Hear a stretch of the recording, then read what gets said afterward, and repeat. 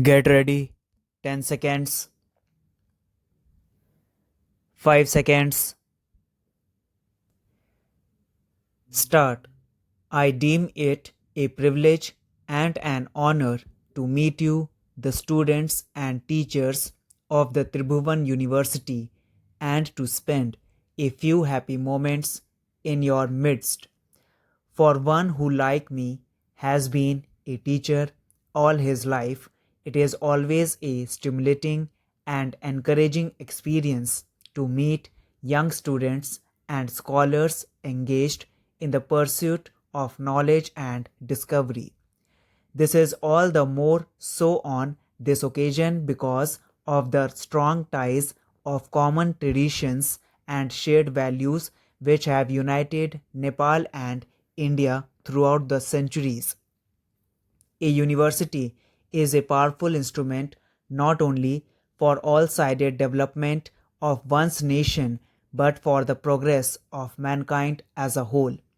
A university, said Pandit Jawaharlal Nehru, stands for humanism, for tolerance, for reason, for the adventure of ideas, and for the search of truth. It stands for the onward march of the human race towards even higher objectives. If the universities discharge their duties adequately, then it is well for the nation and the people. This university, named after the great father of the Nepalese nation, is developing in a manner worthy of all the universalism, modernism, and spirit of freedom and equality that he stood for. It has made a valuable contribution to the development of modern Nepal, and I have no doubt that it will make an even more significant contribution to the social, cultural, and economic development of your country in the days ahead and help it to assume its rightful place in the Committee of Nations. I am extremely happy that we in India have fully associated ourselves to the best of our ability in the building up of this great university from its very inception. We feel proud of this collaboration, which has been of considerable benefit to ourselves. I feel particularly happy to be associated with the construction on this beautiful campus of a new building which has been named after Mahatma Gandhi, whose birth centenary year is now being celebrated in India and in several other countries of the world. Among other things, this building will provide a hall for discussion and discourses on religious and cultural subjects with special reference to the contribution made by Gandhiji in these fields.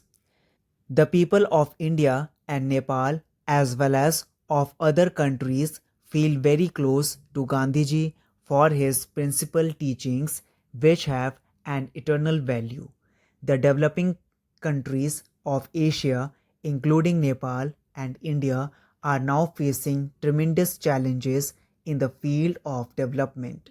They have to modernize their traditional social systems, maintaining what is good in the old and imbibing what is good in the new and harmonizing continuity with change.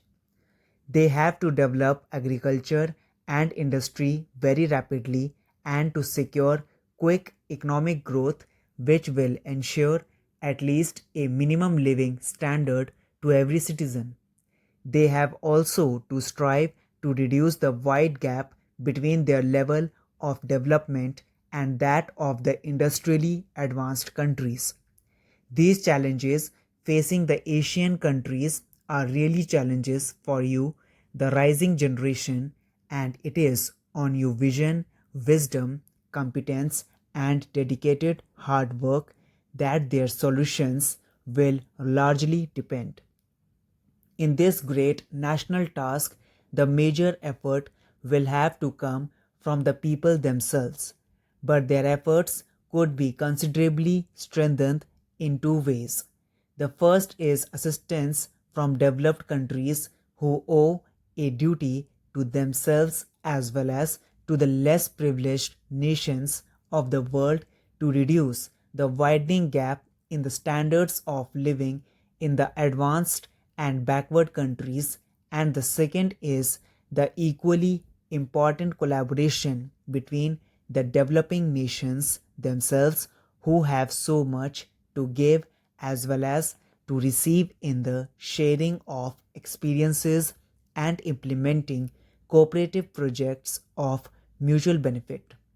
Every nation and every generation has to fight anew its own battles for freedom, freedom from hunger and want, disease and ignorance, from foreign domination, economic and political.